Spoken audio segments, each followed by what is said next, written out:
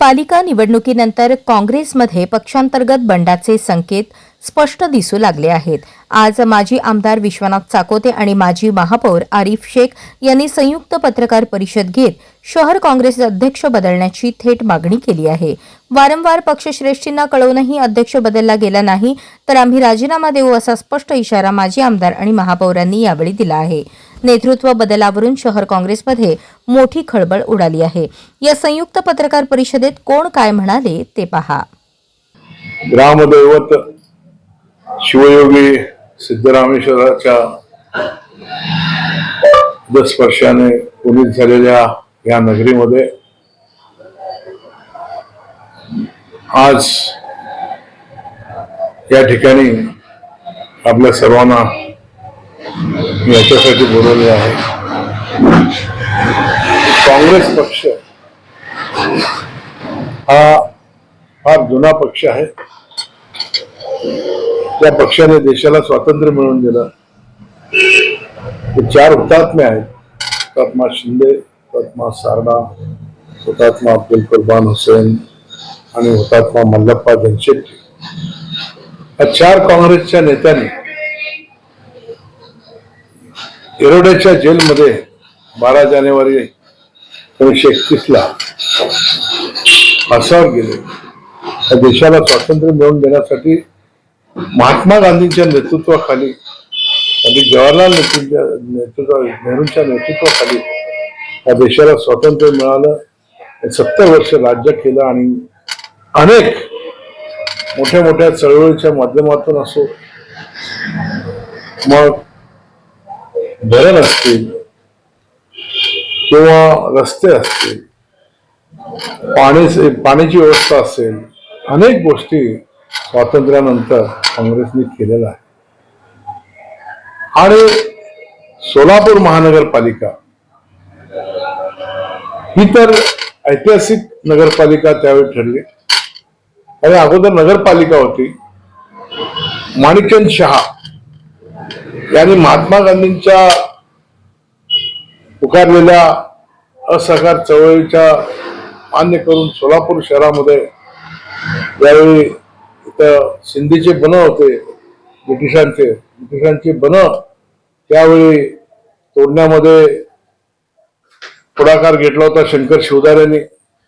शंकर शिवदारेंना गोळी लागली आणि ते धारातील पडले. ही चळवळ सोलापुरातून चालू झाली. काँग्रेसची चळवळ सोलापुरात देश पेटला होता, पण सोलापुरात फार मोठ्या प्रमाणात चळवळ चालू झाली. त्याच्यानंतर माणिकचंद शहा याने नवी पेठेत असलेल्या नगरपालिकेच्या इमारतीवरती तिरंगा लावून त्या ठिकाणी आम्ही स्वतंत्र झालेलो आहोत असं त्यांनी 3 दिवस झेंडा त्या ठिकाणी लावून त्यांनी दाखवून दिलं देशाला की बाबा आम्हाला स्वतंत्र पाहिजे. आणि स्वतंत्राची चळवळ त्यावेळी असं काँग्रेस.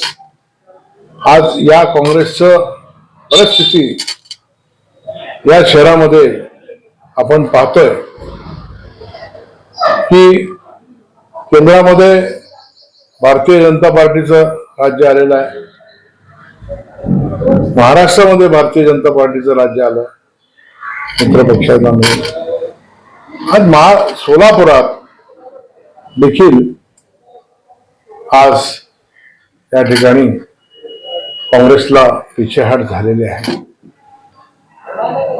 मनाला वाईट वाटतं की काँग्रेसचे आमचे कार्यकर्ते आम्ही कुठे कमी पडलो याचा आम्ही विचार करीत आहोत. आणि या सगळ्या गोष्टीचा विचार करत असताना अनेक कार्यकर्ते, अनेक माजी महापौर असतील, अनेक काँग्रेसचे ज्येष्ठ नेते असतील, त्यांचं म्हणणं एवढंच आहे की आपण कुठेतरी कमी पडतो आणि त्याच्याकरता सोलापुरातलं काँग्रेस पक्षाचं जे नेतृत्व आहे, अध्यक्षपद, त्या अध्यक्षपद बदललं पाहिजे असं त्यांचं म्हणणं पडलेलं आहे.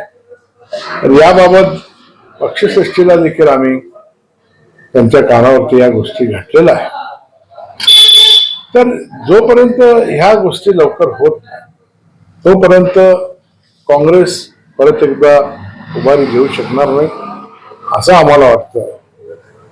कारण आमदारकीच्या निवडणुकीमध्ये त्यावेळी अध्यक्षांना कोणाला तरी प्रभारी करा आणि सगळ्यांना त्या ठिकाणी मदत होईल असं सांगितलं होतं, पण ते राहून गेलं. परवा कॉर्पोरेशनच्या इलेक्शन मध्ये देखील ही यंत्रणा व्यवस्थित राबली गेली नाही. आता आरिफ शेख साहेब इथं आहेत, आपण बघतोय अध्यक्ष आले, पण त्यांना माजी महापौर असून त्यांना त्या ठिकाणी ते पडले.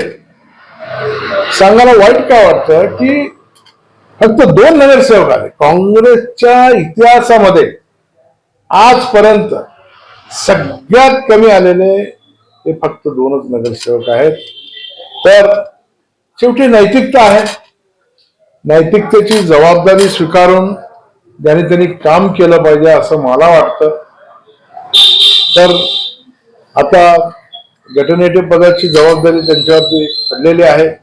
निश्चितपणे महानगरपालिकेत ते चांगलं काम करतील, महापालिका गाजवतील अशी आशा मी त्यांच्याकडून करतो. आणि या काँग्रेस कमिटीच्या, शहर जिल्हा काँग्रेस कमिटीच्या जो काही कारभार आहे त्याच्याकरता वेगळी कमिटी करून त्या ठिकाणी बदल करून करणं महत्वाचं आहे. याच्याकरता मी आज आपल्या समोर मी श्रेष्ठीला देखील विनंती करतो. नैतिकता स्वीकारून राजीनामा द्यावा असं मागच्या वेळी शहर जिल्हा काँग्रेस कमिटीची जेव्हा मीटिंग झाली त्या मीटिंग मध्ये सर्व जे काही नगरसेवकांना तिकीट दिलं होतं त्या सगळ्यांना बोलून चिंतन शिबिर त्यावेळी प्रणितांनी घेतलं होतं. अनेक लोकांनी त्यावेळी जमून त्यावेळी सगळ्यांनी मागणी केलेली आहे, सगळ्यांनीच मागणी केलेली. अनेक लोकांनी त्यांनी राजीनामा द्यावा म्हणून सांगितलं आणि ते देखील मागच्या वेळी मुलीच्या लग्नानंतर मी करतो असं त्यांनी हरिभाईंना पण बोललं, मला सगळं सांगितलं, एवढं झाल्यानंतर मी करतो बोललो होतं. तर निश्चितपणे त्यांनी राजीनामा द्यायला पाहिजे असं माझं वैयक्तिक मत आहे. कारण आता एक महापालिकेची जबाबदारी आहे. एक व्यक्ती एक पद या उक्तीत ठरून माननीय अनेक आमचे ज्येष्ठ नेत्यांना आम्ही विनंती केलेली आहे. बघू आता पुढे काय होतंय. जे आतमध्ये खतखतय ते मी उघडपणे बोलतो. लोक कार्यकर्ते नेते मंडळी बाकीचे कोण बोलायला तयार नाही, तर त्याच्याकरता मी आज आपल्या समोर हे खतखत होऊन आलाय पण बाहेर येणार झालंय. खतखत बाहेर येणार झालंय कारण परिस्थिती अशी निर्माण झालेली आहे. खासदारांवरती आज टीका होते. खासदारांनी मिटिंग घेतली कशासाठी की बाबा कार्यकर्त्यांना धीर द्यावा, आपण 2 पावलं मागे जाऊ म्हणून आलेले आहोत, पण पुढे जात असताना आपण 2 पावलं आपण मागं घेतलेले आहेत असं सांगून त्यांनी पक्षांतर्गत सर्व कार्यकर्त्यांना त्यांनी त्या ठिकाणी धीर द्यायचा प्रयत्न केला.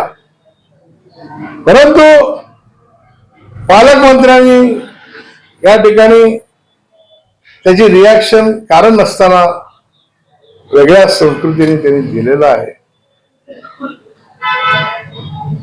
50 पावलं पडून देखील पाय वरती गेले राहिले असं म्हणणं हे संस्कृतीला शोभण्यासारखं आहे. नाराजी तर आहेच आमची. अजून काही मुद्दे किंवा काही मला अजून थोडं प्रूफ पाहिजे. ते झाल्यावर मी सुद्धा जसं आमदारांनी इथं बोलवलंय मी सुद्धा माझ्या ऑफिसमध्ये बोलून अध्यक्षांनी काय काय केलंय, कसं माझा पराभव झाला आणि त्याने कुठं कुठं मॅनेज झाले अध्यक्ष, जरा डिटेल जरा येऊ दे, मी सर्वांना बोलतो. हा झाला इलेक्शनचा मुद्दा. तर पक्षीय राजकारणामध्ये चेतन नरोटे हे अध्यक्षपदाला योग्य नाही किंवा त्यांच्या कामाची पद्धत योग्य नाही असं तुम्हाला वाटतं? तुम्ही त्यांच्या मताशी सहमत आहात?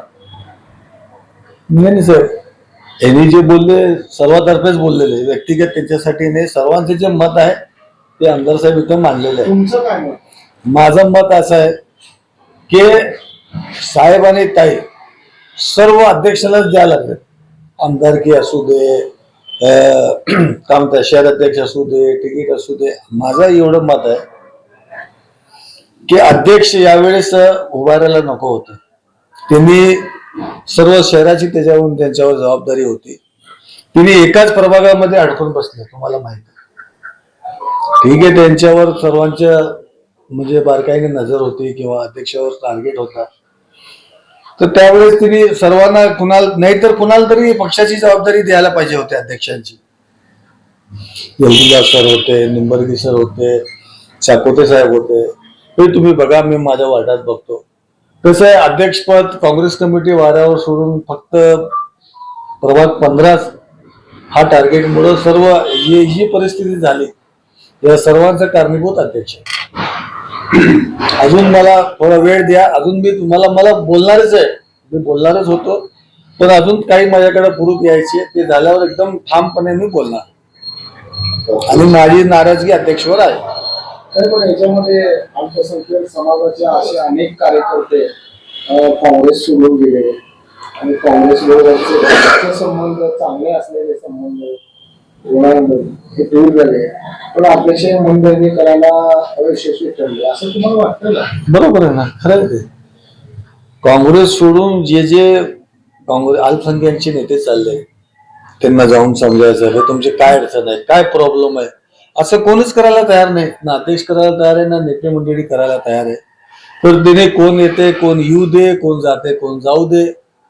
अशामुळं काँग्रेस पूर्ण संपलेली आहे.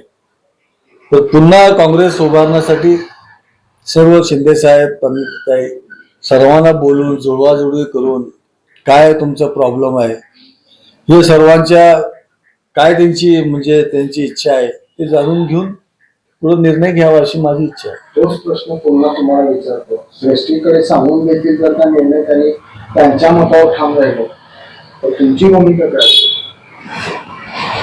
जे सर्वांनी निर्णय घेतील त्या निर्णयाची मी समज आहे. सर्वांची नाही, मला तुम्ही दोघांसमोर दोघांची भूमिका सांगा, त्यामध्ये तुमची भूमिका काय? त्यांनी सांगितली त्यांची भूमिका. बरोबर आहे, त्यांनी बोलले ते एकदम बरोबर आहे. आमदार साहेब जे बोलले ना, त्यांनी शेवटी म्हणणार कोण ऐकत नसेल तर राजीनामा द्यायला तयार आहे. तुमची भूमिका? मी माझी भूमिका तुम्हाला 1-2 दिवसांनी बोलतो म्हणलो ना.